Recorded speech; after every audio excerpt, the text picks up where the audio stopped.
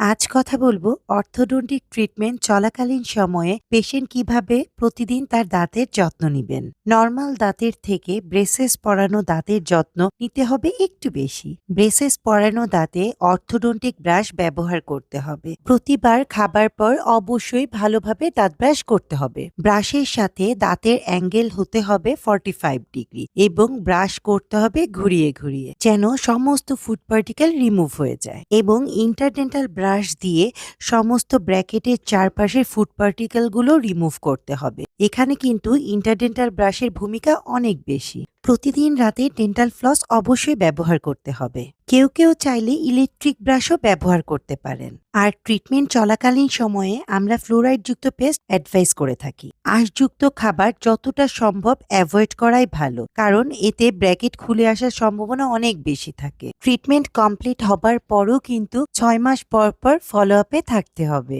আজ এ পর্যন্তই। সবাই সুস্থতা কামনা করে আল্লাহ হাফেজ।